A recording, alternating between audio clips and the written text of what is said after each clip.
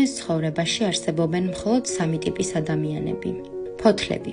ეს ის ადამიანები არიან, ვინც თქვენს ცხოვრებაში დროებით ჩნდებიან. მათზე დამოკიდებული არ უნდა გახდეთ, რადგან ისინი სუსტები არიან. ტოტები. ისინი უფრო ძლიერები არიან, მაგრამ მათთანაც სიფრთხილეა საჭირო. ისინი იმტვრევიან, როცა ცხოვრებაში სირთულეები მოდის. მათ არ შეუძლიათ სიმძიმის ატანა. გარკვეული დროით რჩებიან თქვენთან, მაგრამ როცა დრო მოვა, მიდიან. ფესვები.